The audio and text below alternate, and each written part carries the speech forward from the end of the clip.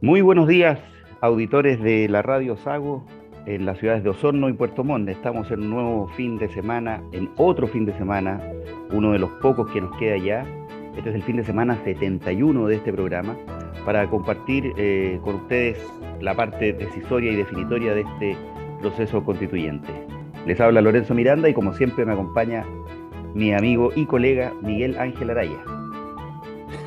Hola Lorenzo, buenos días a todos quienes nos ven y quienes nos escuchan por Radio Sagüe y por las redes sociales que hoy día tenemos a disposición.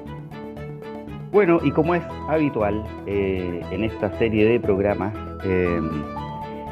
tenemos un invitado y en este caso, al igual como nos ha venido ocurriendo en las últimas semanas, esta es una entrevista pregrabada, la grabamos el día miércoles de esta semana, eh, con el convencional constituyente Gaspar Domínguez. Así que vamos a ir a escuchar esa entrevista y volvemos en el segundo bloque a comentar sobre eso y mucho más. Nos acompaña una vez más y agradecemos desde ya la gentileza y deferencia que ha tenido con este medio el ex convencional constituyente Gaspar Domínguez y ex vicepresidente de la convención. ¿Cómo estás, Gaspar? Gusto saludarte. Hola, hola, muy buenas, Lorenzo, Miguel, mucho gusto estar con ustedes una vez más. Así es, bueno, y ya terminó el proceso, tú ya estás de retorno en tu hogar, terminó el proceso de redacción, ¿no es cierto? Porque todavía falta que se complete la parte electoral de este proceso. Y para entrar en materia, yo te quisiera preguntar, Gaspar, tu evaluación, qué cosas positivas recoges, cuáles cosas crees tú que pudieron haberse hecho mejor, etcétera. Abrimos la conversación y como siempre con toda la libertad del mundo. Lo primero que me gustaría decir es que a veces parece que nos olvidamos el momento que Chile ha estado viviendo estos últimos años y justamente a veces leyendo prensa internacional o analistas desde afuera, me doy cuenta cómo Chile pudo de alguna manera manejar una profunda crisis social en un proceso político institucional democrático. Y esa cuestión, independiente de las posiciones políticas que pueda tener cada uno, yo creo que es una cuestión que debe hacernos sentir orgullosos de alguna manera. Y se estableció este órgano, ¿cierto? Inédito, por primera vez paritario, con representación de pueblos originarios, que no tenía reglamento, que estaba compuesto por más de 2/3 por personas independientes que no militamos en partidos políticos. Se le dio la tarea de en un año hacer una propuesta de constitución y con todas las dificultades económicas, espaciales, comunicacionales, la convención logró sacar una propuesta de texto en un año con los plazos y los quórums establecidos. En ese sentido, yo diría que el proceso, como proceso, fue un proceso exitoso que cumplió su tarea y ahora le quedará a la ciudadanía poder conocer la propuesta y definir si la aprueba o la rechaza. Oye, Gaspar, en este mismo orden de ideas, digamos, cuando tú citas el momento en el que surge o que se da inicio a este proceso, y que lo dijimos en este programa, ya no me acuerdo, Miguel, si en este o en el programa anterior que teníamos, porque ha pasado harto tiempo, este es el programa, creo que 71, ¿ah? Más los 6 u 8 capítulos del primer ciclo. Fue un momento de alta política, ¿no es cierto?, el acuerdo de octubre del 2000, de noviembre del 2019. Pero en ese periodo, además, tuvimos una pandemia, Gaspar, y esa pandemia obligó a retrasar el plebiscito, obligó a retrasar las elecciones de los convencionales, obligó a retrasar el inicio de el proceso constituyente. ¿Tú crees que era el mismo momento el que se vivió cuando se alcanza el acuerdo de noviembre del 2019 al momento en el que los convencionales inician su trabajo en julio del 2021? Por cierto que no, era un tiempo anual y cronológicamente distinto, y creo que la pandemia azotó a gran parte del planeta y nos puso frente a una encrucijada que no habíamos conocido en las últimas décadas. Entonces, por cierto que han pasado muchas cosas. Yo a veces converso con mis vecinos y creo que en Chile la hemos pasado muy mal en los últimos años. Primero, las pellejerías, como diría mi madre, que nos trajeron hasta este crisis social, ¿cierto?, que estalló el año 2019, que luego se le sumó una pandemia, una crisis sanitaria no vista en las últimas décadas, y antes de terminar este proceso estalla una guerra internacional que produce, entre otras cosas, el aumento del precio del grano, del combustible, con una inflación muy significativa a nivel latinoamericano y en Chile también. Entonces, la verdad, yo creo que como en Chile la hemos pasado muy mal y en este contexto convulso que se transforma y cambia a diario, ocurrió este proceso, ¿cierto?, de discusión política y constituyente que tampoco conocíamos en Chile. O sea, pasó, y yo creo que ustedes pueden dar fe de aquello en sus propias realidades, que de un momento a otro empezamos a hablar de política en las casas mientras tomábamos once, la gente en la micro, en el metro, en las barcazas, en las avionetas, comentando y conversando sobre lo que está pasando en política, en vista de que hace 5 o 10 años parecía ser la política un tema vedado, como que no se podía hablar de eso. Entonces, de todas maneras, estamos frente a un proceso de transformación muy profundo y seguramente en un año más estará muy distinto el escenario también a como está hoy. Totalmente. Miguel Ángel Araya. Gaspar, yo pienso que tú eres que por tu persona y personalidad representas muy bien lo que ha ocurrido en nuestros nuevos tiempos. Eh, Creo que tu discurso de cierre, el 4 de julio pasado, fue notable. Creo que diste precisamente con las teclas que era necesario apretar. Hubo allí prudencia, hubo un llamado a la tranquilidad y hubo mucha esperanza. Esta cuestión fue notada por toda la prensa, todo el mundo lo comentó, todos los podcasts de política así lo comentaron.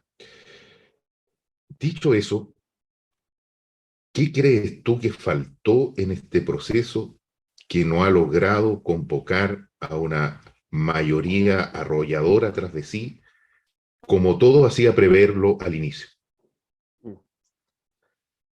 Mira, estamos todavía viendo el proceso. Yo me he dado cuenta que por alguna razón se asume que los resultados de los distintos estudios de opinión, que por cierto, que representan parte de la realidad, muchas veces se asumen como si fuera equivalente a una elección. Entonces, lo primero que me gustaría decir es que tenemos aquí 3 elecciones, la primera y la segunda ya ocurrieron, plebiscito de entrada y de convencionales, y la elección de salida está pendiente. Habiendo dicho eso, yo creo que hay una sensación en el aire que se refleja en estudios de opinión, en los medios de comunicación, en que faltó de alguna manera convocar o generar un proceso que lograra convocar o unir, que es la palabra que se ha utilizado. Y yo la verdad lo he reflexionado mucho, lo he reflexionado a veces incluso quedándome dormido. Digo, bueno, y me he hecho la pregunta, ¿existe algún texto posible? ¿Existe algún texto posible que pueda tener la capacidad de convocar a todas las personas? Y me he convencido de que ese texto no es posible.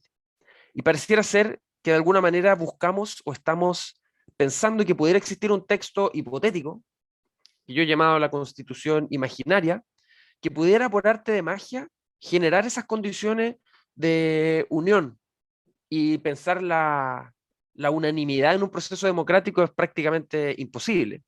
Yo creo que esta propuesta de texto, como dijo la presidenta Bachelet, no es perfecta, como lo dije yo también en mi discurso, no es perfecta, pero sí creo que nos entrega las herramientas para avanzar en profundizar la democracia y generar justamente estas instancias que tú refieres, Miguel, como instancias de eventual generación de convocatoria en base a un proyecto político. Yo creo que entrega las herramientas y la verdad es que no creo que exista un texto que tenga la posibilidad de generar eso por sí solo. Y tampoco lo va a resolver un grupo de expertos, porque los expertos nos dirán, estarán de acuerdo o no con la paridad. Son decisiones políticas. Los expertos estarán de acuerdo o no con la garantía de los derechos sociales. Sabemos que hay opiniones distintas. Entonces, yo creo que con todas las dificultades que hubo, y con todos los tropiezos que hubo, se logró hacer la tarea y se logró hacer la tarea de manera exitosa. Pero yo creo, Gaspar, que ponerse en el escenario, también lo hemos discutido aquí, lo hemos peleado con Miguel, ¿ya? Ponerse en el escenario de unanimidad, es decir, primero del texto perfecto, eso no existe. Segundo, de la unanimidad. Lorenzo, ¿estás ahí? A Gaspar lo veo bien. ¿Aló? ¿Te caíste, Lorenzo? ¿Podría repite la pregunta al principio? Perdona, Yo terminé bueno. de hablar y te caíste. Ya, es que estoy con estos pequeños problemitas de internet, pero no, lo que te decía es que ponerse en la idea de la unanimidad, ¿no es cierto?, o del texto perfecto, la verdad es que es una posición que no colabora a tratar de comprender qué es lo que está pasando y qué es lo que pasó. Yo más bien diría y hablaría, y así lo he dicho siempre, de una propuesta de convención que convoque a una mayoría sustantiva. Y cuando me refiero a una mayoría sustantiva, no me refiero ni al 80, ni al 70, ni al 60%. Yo digo, mira, 4/7, o sea, 57%, que es un número que efectivamente tú lo dices recién, todavía no sabemos si se va a ocurrir o no, porque eso lo vamos a ver el día de las elecciones. Pero pareciera ser que no vamos a andar cerca de ese número. Entonces, eh, en esa reflexión que tú haces, ¿tú qué crees que fue lo que incidió para que hoy día el texto, más que convocar, tenga a los dos eternos sectores de la sociedad enfrentados discutiendo si este es el texto, no es el texto, etcétera? Mm. Bueno, yo creo que la presencia dentro de la discusión de ideas muchas veces maximalistas que no están reflejadas en el texto, pero que estuvieron en la discusión insistentemente y quienes las sostenían y las apoyaban, las llevaban una y otra vez a la discusión y cuando no tenían los votos ni la mitad de los votos que requerían, interpelaban a quienes no habían votado por esta. Entonces muchas veces la gente que sigue el proceso escucha, mira, y dice, mira, estos gallos quieren hacer tal, no sé, expropiar toda la minería, industria minera del país, por ejemplo. Eh, y bueno, no estuvo ni de cerca de tener los votos para conseguirlo.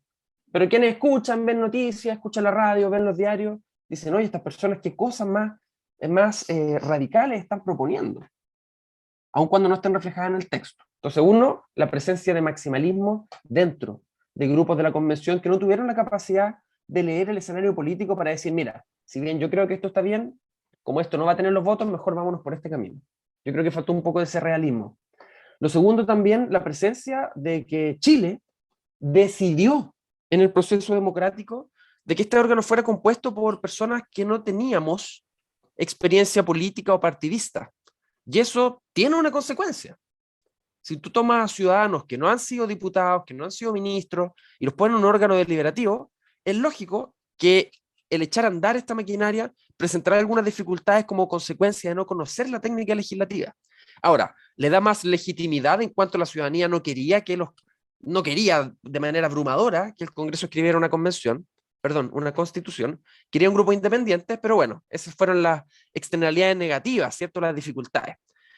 Ahora, pese a eso, yo creo que el texto es un texto bastante moderado, creo que es un texto bueno, que nos va a poner a la vanguardia a nivel internacional en materia de diversidad sexual y de género, en materia de medio ambiente, nos va a poner a la vanguardia. Y en otras materias como derechos sociales y pueblos indígenas nos va a poner a tono, digamos, con los países de la región o con los países de bienestar. Pero sobre todo en medio ambiente y derechos de las mujeres, de la diversidad sexual, nos va a poner a la vanguardia y yo creo que eso es un motivo de orgullo. Miguel Ángel Araya. Yo coincido plenamente con el análisis que hace Gaspara. Como hemos discutido acá en otras oportunidades, desde mi punto de vista, uno de los grandes problemas de la convención fue un problema político y no un problema de comunicación, como se decía. Y se reflejó hasta el final en situaciones bastante innecesarias e improductivas, como el conflicto relativo a la invitación o no de los ex vicepresidentes de la República. Ese tipo de cuestiones en nada sumaron y por el contrario terminaron restando. Eh, a quienes aprobamos el proyecto de nueva constitución por poderosas razones, como es mi caso, significó un bálsamo. Vuelvo a reiterar el discurso de salida que entregó Gaspar. Creo que esa era la línea.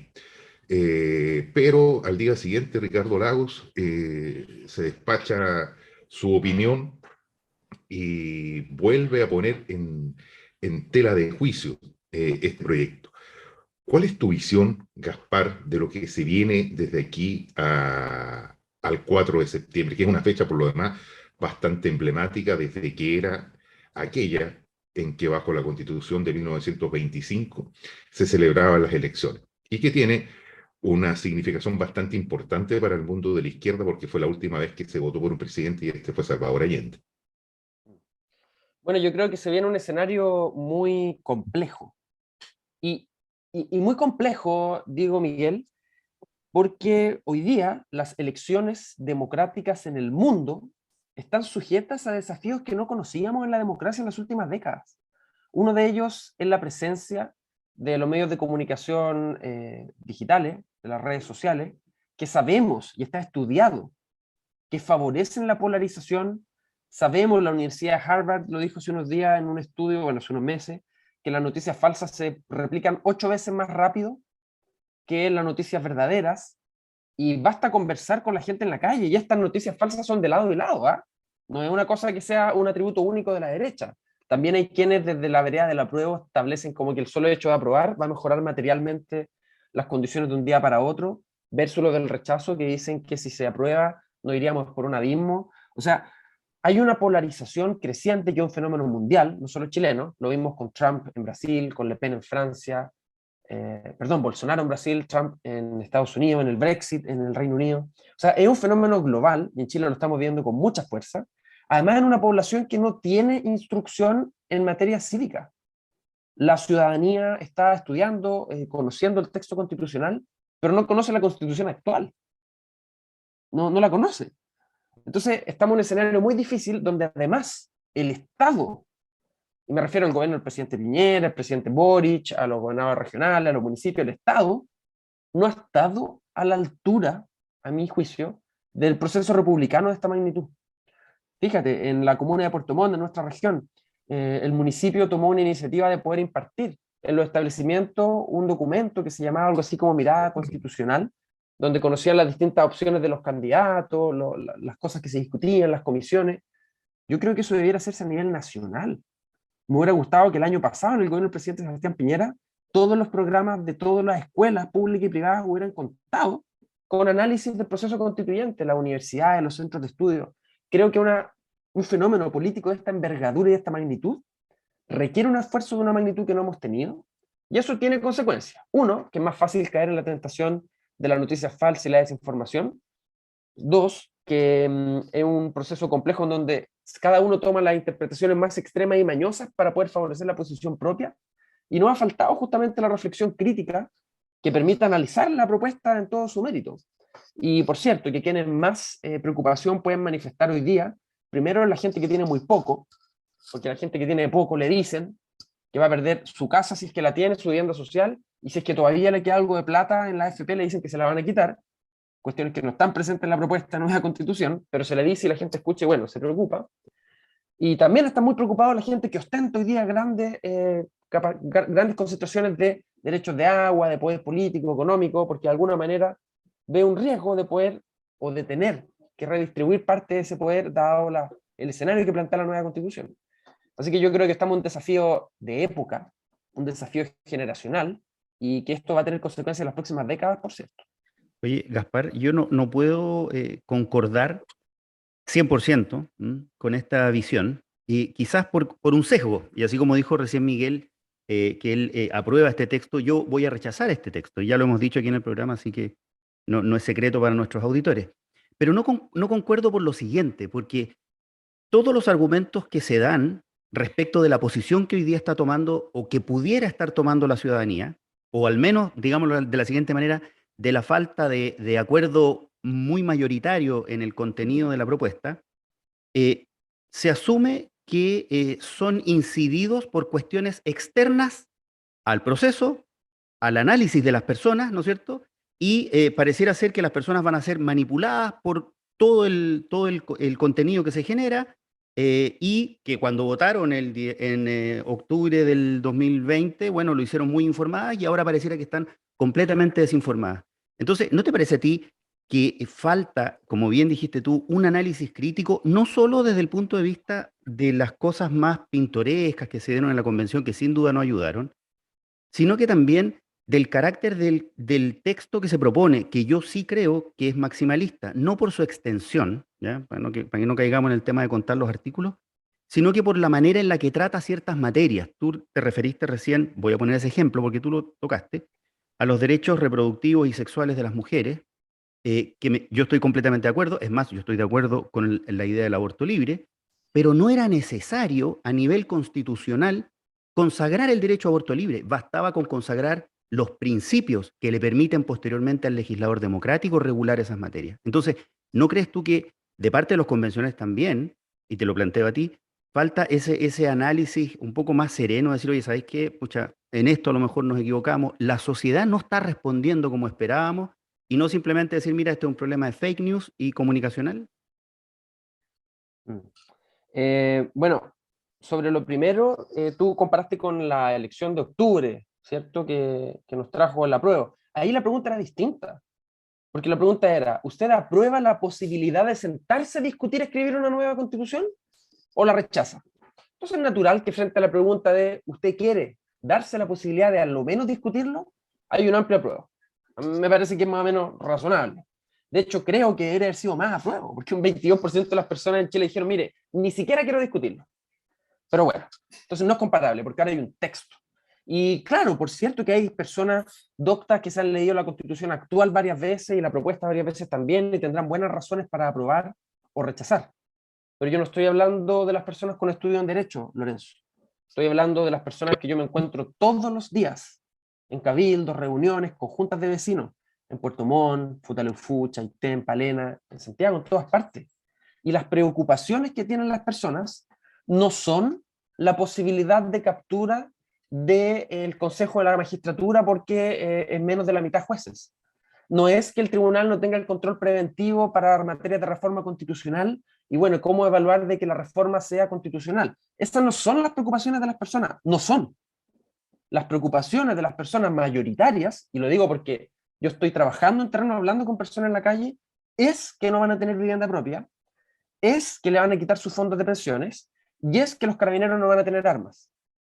Esas son las preocupaciones de las personas. Y esos tres ejemplos que yo puse son cuestiones que no están en la propuesta de nueva constitución. Claro, pero Entonces, por cierto, perdona, que hay buenas razones. te traslado la pregunta, porque en esos tres temas que tú tocaste, la pregunta que a mí me surge es, bueno, ¿y si eso no va a ser así?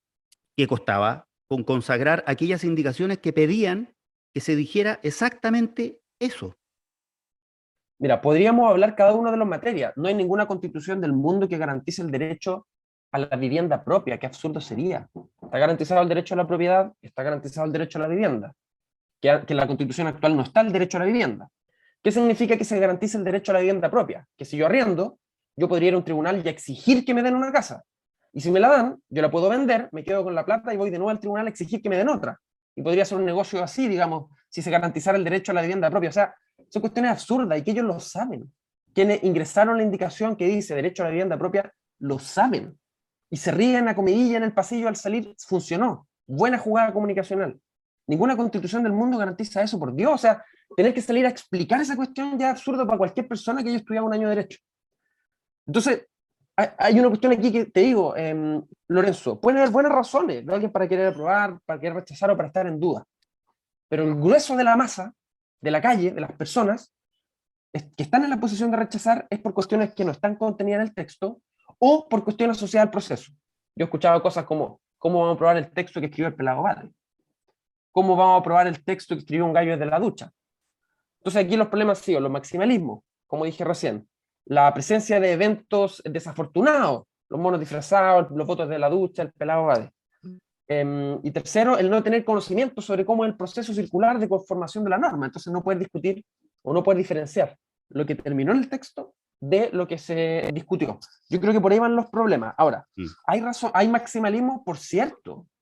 El garantizar el derecho al aborto en la Constitución es una cuestión que creo que hace una sola Constitución en el mundo aparte de la nuestra.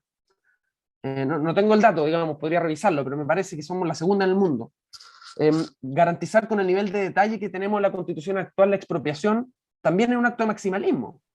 Si tú revisas las constituciones alemana, española, europea, bueno, hemos conversado esto varias veces, es maximalista como lo tenemos hoy día. Hasta los piritajes salen en la Constitución. Y bueno, es una definición, digamos, que tomó el órgano democrático paritario. Quizás, Lorenzo, yo me lo he preguntado, quizás quedó con tanto desarrollo los derechos reproductivos porque la mitad del órgano eran mujeres. Y es primera vez en el planeta Tierra que se escribe una constitución con mitad mujeres.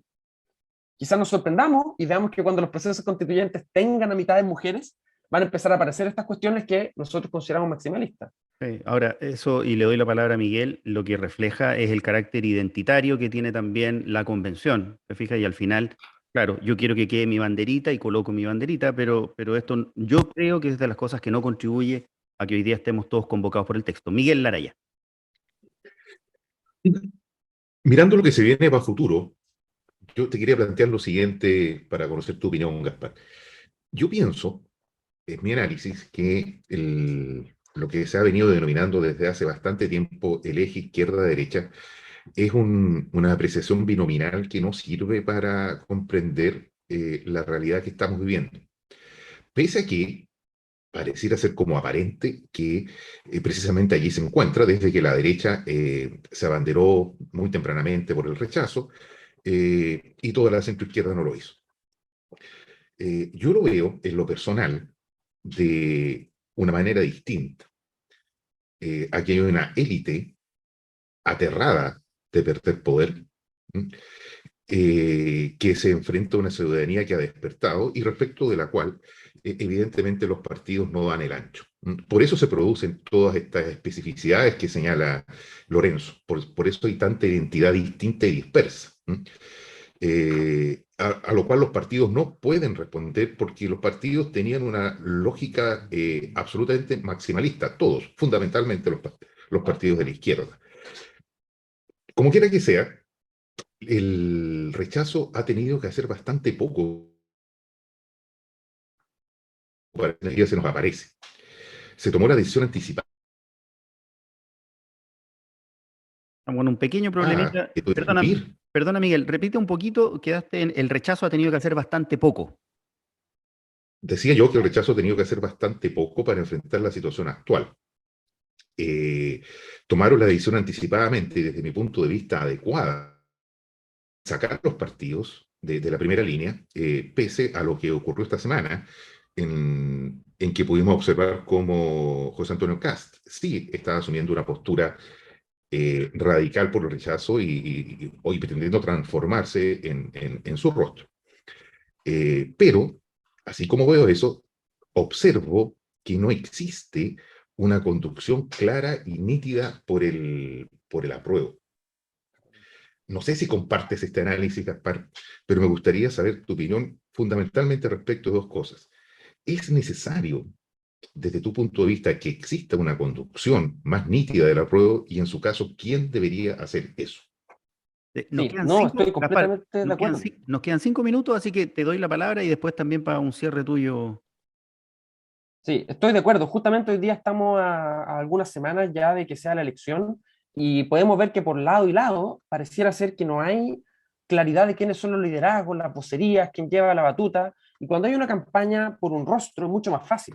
La campaña de Boric y de Kast, los líderes de cada versión, ¿cierto? Boric y Kast, y recaen en ellos, en su entorno cercano.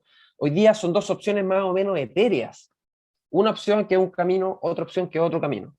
Y creo que estamos viviendo un proceso que no conocíamos, una forma que no conocíamos y por cierto que yo comparto, Miguel Araya, la postura de que no hay un liderazgo ni una vocería clara. No sé cuál es la respuesta y lamentablemente yo represento a movimientos de independientes, a la gente de la región, de mi provincia, a Puerto Montino, a gente de Maullín, y creo que aquí necesitamos que los partidos políticos, las organizaciones sociales grandes, se pongan las pilas para poder tener una campaña más organizada y ordenada. Y quiero decir y reiterar que yo creo que uno de los problemas es que no hemos logrado estar a la altura. Porque si en el gobierno del presidente Piñera hubieran tenido todas las escuelas conversaciones sobre análisis de la constitución actual versus la constitución o lo que se proponía en la nueva, si en este gobierno hubiéramos tenido el primer semestre trabajos, disertaciones y análisis de los estudiantes desde primero básico a cuarto medio, ¿de qué se diferencia la constitución actual de la propuesta? Que ellos hubieran podido llevar esta información a la casa, hacer las tareas con los papás, conversarlo. Probablemente la discusión sería mucho más nutrida de lo que hoy día. Totalmente. Oye, estimado Gaspar, bueno, estamos llegando casi al final. Tenemos, como siempre, muchos temas que se quedan abajo de la mesa porque esto nos va a dar para largo. Em, Sea que gane una u otra opción, ¿no es cierto? Porque hay consenso en ambos sentidos en que hay ciertas cuestiones que se van a tener que ir ajustando y además el proceso de aprobación de toda la legislación complementaria a la Constitución va a ser Décadas. bastante largo. Sí, exactamente. Así que bueno, te quiero una vez más agradecer. Espero invitarte y que tengas ahí el espacio más adelante. Parece, te caíste, Lorenzo. Sí, parece que sí. Pero mira, Para cerrar, Gaspar, lo que te decía, te queremos dejar invitado para una futura oportunidad y agradecerte como siempre el tiempo y tienes los micrófonos y el espacio aquí en Radio Sago para comunicar a nuestros auditores un par de ideas finales. Sí, me gustaría hacer la invitación a todos los auditores de la Radio Sago a, a primero comprender que estamos probablemente frente a una de las elecciones más importantes que ha enfrentado Chile en sus últimas décadas. Aquí hay dos opciones que son legítimas. La opción apruebo no nos va a llevar al abismo que se ha planteado y tampoco nos va a llevar al jardín del Edén, como han planteado otros. Nos va a entregar nuevas herramientas para, a mi juicio, profundizar la democracia y poder seguir canalizando las demandas ciudadanas que han sido frustradas en las últimas décadas. Y tenemos la opción rechazo, que tampoco nos va a llegar al superabismo, ni tampoco nos va a llevar al Edén, sino más bien que va a mantener la institucionalidad que conocemos y con el Congreso que conocemos habrá que evaluar cuál es el camino que sigue, que por el momento hay bastante diferencia y, no hay, y a mi juicio hay más incertidumbre. Yo haría el llamado a elevar el nivel de la discusión, a no creer todo lo que se dice, a poder tomar una definición de cara a lo que viene y cuando conversemos con personas que piensan distinto, hacer un esfuerzo en escucharnos para entender al otro y no necesariamente para ganarle al otro. Y yo creo que eso es un esfuerzo en donde podemos caminar y avanzar hacia esta unidad que todos queremos lograr. Yo personalmente, Lorenzo, Miguel, estoy seguro que la opción apruebo nos abre muchas más puertas y ventanas que la opción rechazo y por eso es que yo voy a aprobar este 4 de septiembre. Muchísimas gracias, estimado Gaspar. Estamos muy de acuerdo en la idea de seguir dialogando y que no solamente estemos enfrentados. Salvo lo último. No, en lo último no estamos de acuerdo. Un abrazo. Es bonito grande. que podamos discutirlo, porque el último proceso constituyente del 80 no se podía discutir nada. Total. Era con riesgo de muerte. Hoy día podemos discutirlo democráticamente y eso tiene que ser materia de orgullo en nuestro país. Esa es la gran diferencia. Gaspar, un gran abrazo. Gracias. Chao, chao. Muchas gracias, Gaspar. Vamos a una pausa y ya estamos de regreso aquí en Zoom Constitucional.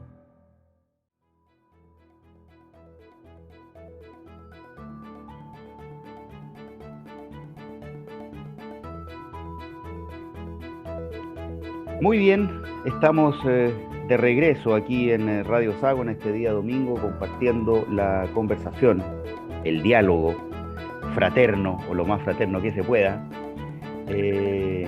a propósito del proceso constituyente. ¿Qué te pareció lo que comentamos con el ex convencional, Domínguez, Miguel? Bueno, hay varias lecturas al respecto. Lo más importante desde mi punto de vista es, primero, el aporte que ha significado Gaspar al proceso constituyente. Creo que, se lo preguntaba y se lo decía en una parte de la conversación, él de alguna manera es un paradigma en lo que ha significado este proceso constituyente desde el siguiente sentido. Es una persona que logró contribuir a este proceso inesperada, absolutamente inesperada.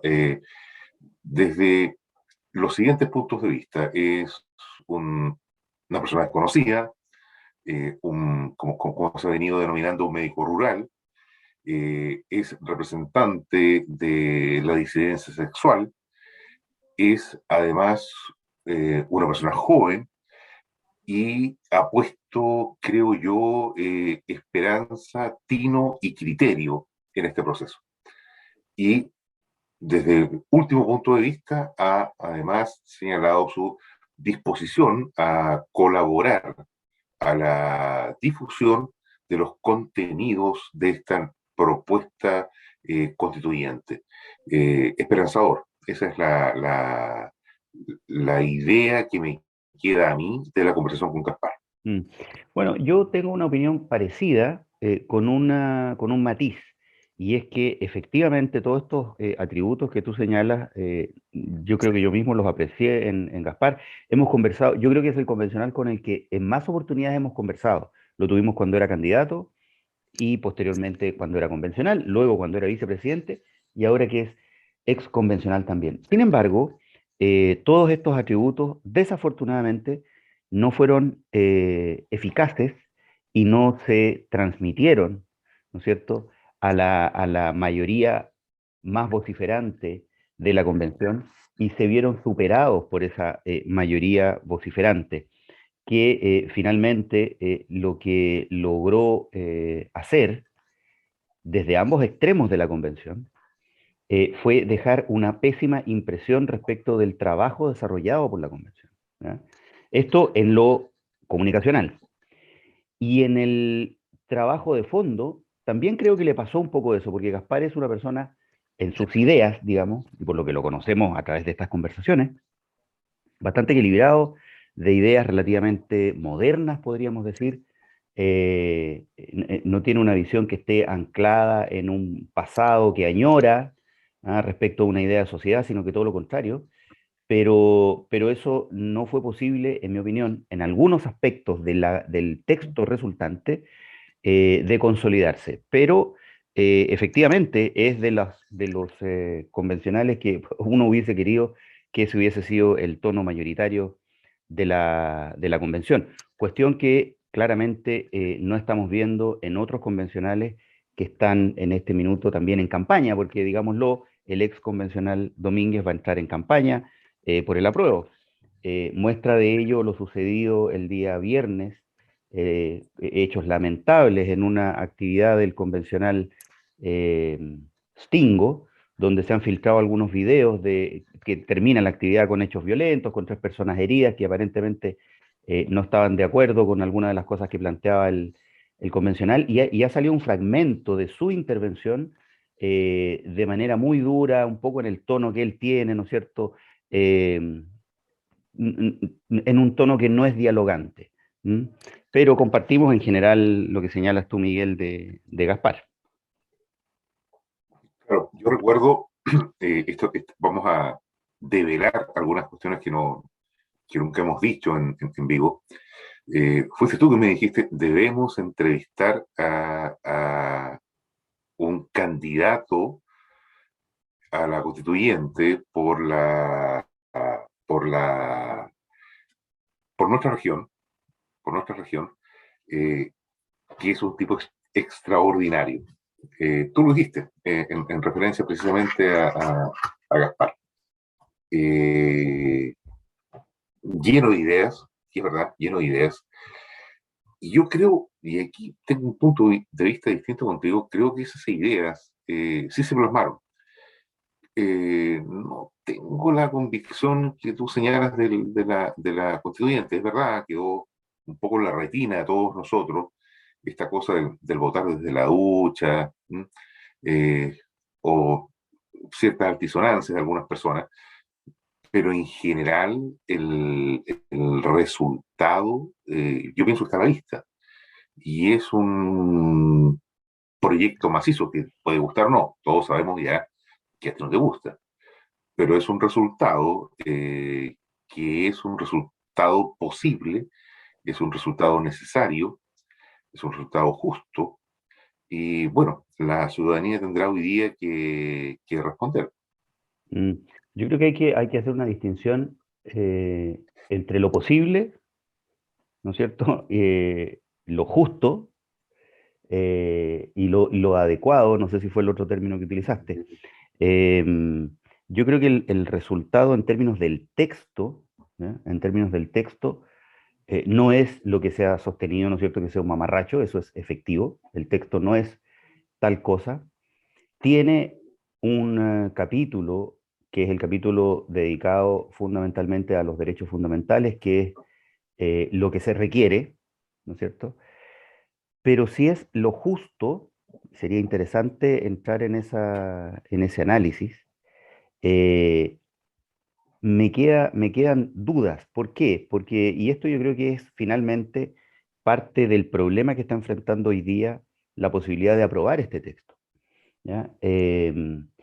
Y es que aquellos que obtuvieron las mayorías las ejercieron con prescindencia de las minorías, ¿ya? Eh, y por lo tanto, el resultado que se obtiene no es un resultado que guste, porque efectivamente el debate sobre si esta es una constitución perfecta, como dijo Gaspar, que yo ahí insisto en que hacer eso y colocarle esa valla que superar es un error, y digamos, y al final es un argumento dialéctico nomás. Eh, no es el objetivo. El objetivo es, ¿no es cierto?, tener un instrumento, una carta fundamental, un contrato social, con el que uno se sienta representado. Y por lo tanto, que me guste. Eso es lo que se debe perseguir. Cuando algunos de los elementos de ese contrato social son de carácter partisano, es decir, pierden la neutralidad, por así decirlo, que uno esperaría que exista en un texto de estas características, el resultado que tienes es que hay hoy día, aparentemente, a un 50% de la población, lo vamos a decir así, que este texto no le gusta. Lo conversamos este tema también con el convencional, y él señala que gran parte del problema, y lo voy a decir así, a pesar de que él yo creo que es más sólido en su planteamiento, más duro, gran parte del problema es la desinformación, ¿ya? Y no es el carácter que el texto tiene. Hemos conversado mucho sobre las normas que generan problemas y dificultades interpretativos, etc. Algunas de ellas efectivamente se abusa en la interpretación, pero hay otras que es perfectamente legítima una interpretación de una norma que uno cree, sabes que esta cuestión te va a generar más problemas en vez de resolver problemas. Y yo no comparto esa visión. Yo creo que la desinformación es un problema real. Las fake news son un problema real. El intervencionismo electoral que estamos empezando a ver es un problema real. Pero esto no puede, bajo ninguna circunstancia, significar que nosotros le confiramos a la ciudadanía, ¿no es cierto?, un carácter de una especie de interdictos que no van a ser capaces de darse cuenta de si este texto se acomoda a las expectativas que ellos tenían. Yo no comprendo mucho esa apreciación que tú tienes en ¿En el qué siguiente parte? sentido. ¿En qué parte? En Eso. el siguiente, en el siguiente sentido.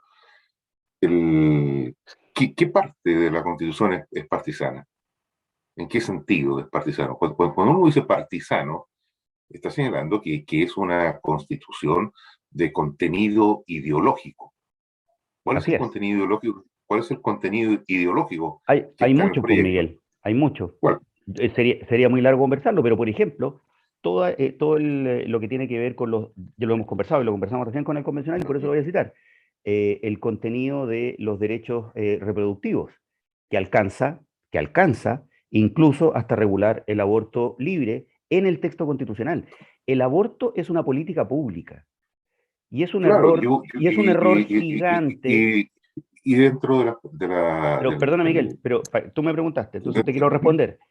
Entonces, yo puedo definir principios, pero cuando defino política pública, lo que estoy haciendo es representar a un sector de la sociedad, porque no me podrás desconocer tú que hay un sector importante de la sociedad que no está de acuerdo con el aborto libre, ni siquiera está de acuerdo con el aborto en tres causales. Entonces, ahí, en ese punto, la Constitución empieza a tener este contenido ideológico. Lo mismo pasa con la plurinacionalidad. Lo mismo pasa con el pluralismo jurídico. Lo mismo pasa con la política de restitución de tierras a los pueblos originarios.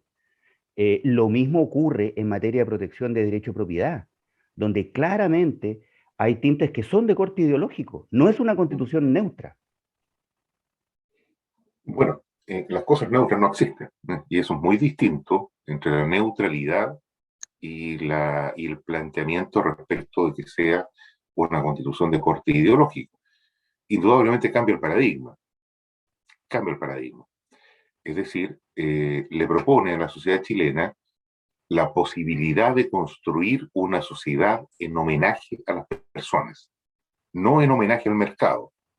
Y ese paradigma indudablemente es distinto, absolutamente distinto. Los derechos que consagra la Constitución son derechos que son universalmente aceptados, no estamos hablando de ninguna cuestión nueva. Eh, a propósito de todo lo que ha venido ocurriendo esta última semana, por la irrupción de la ex, la expresidenta Michelle Bachelet, su adscripción absoluta al apruebo el nuevo texto, se ha venido parafraseando mucho a propósito de esta canción de Milanés, ¿eh? La debes recordar esto no es perfecta, más cerca a lo que simplemente soñé. ¿Eh? En ese mismo sentido hay otra canción, no de Milanés, sino que eh, de Silvio Rodríguez, donde dice, les vengo a hablar de lo imposible porque de lo posible se sabe demasiado. ¿Eh? Y claro, esta es una constitución, un proyecto de constitución que nos llama precisamente a cambiar el paradigma, ¿m? A hacer que lo que creíamos imposible hoy día fuese posible.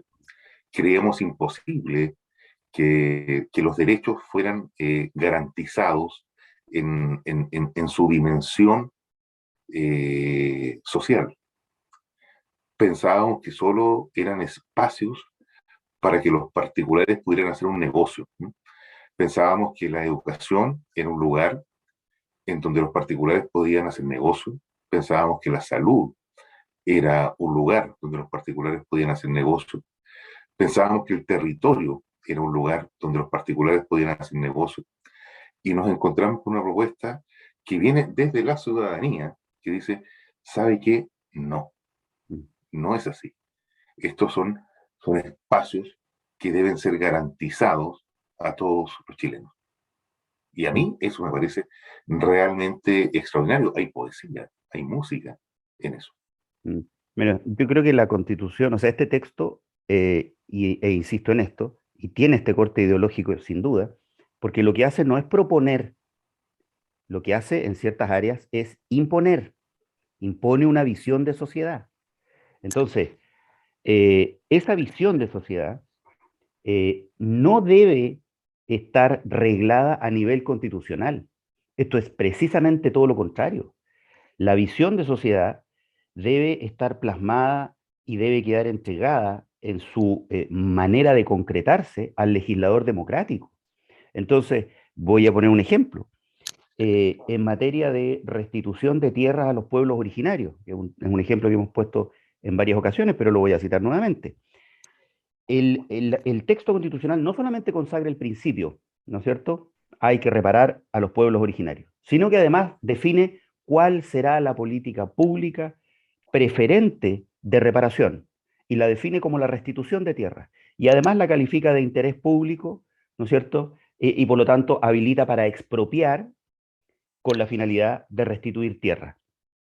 Bueno, Eso es un error, eso es un error profundo, Miguel. Es un error profundo porque le resta, perdona, ese asunto ya lo discutimos, leímos el texto. ¿Es posible pensar en el camino expropiatorio? Sí, es posible.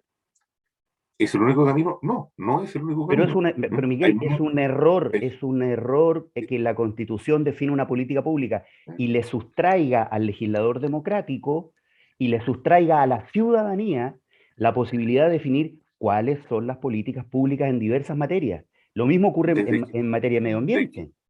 ¿De qué manera le sustrae a la ciudadanía el pleno ejercicio de sus derechos? No hay ninguna constitución, de todas las que hemos tenido en Chile, desde el reglamento de 1811 hasta el estatuto coercitivo del 80, el pleno desarrollo de las facultades democráticas. No hay ninguna otra constitución. De hecho, la forma en que se ha generado esta constitución es la única que ha sido más democrática pero no estamos hablando de la, o sea, no estamos hablando de la forma de discusión, Miguel. No existe, o sea, no. Es que no estamos hablando de la forma de construcción del texto. De lo que estamos hablando es que hay un texto que le dice a las personas, mire, hay que vivir de esta manera. Estas son las decisiones que vamos a tomar. En ninguna parte se dice hay que vivir de esta manera. Lo que hace es dar respuesta a los grandes conflictos que hemos enfrentado desde que Dale.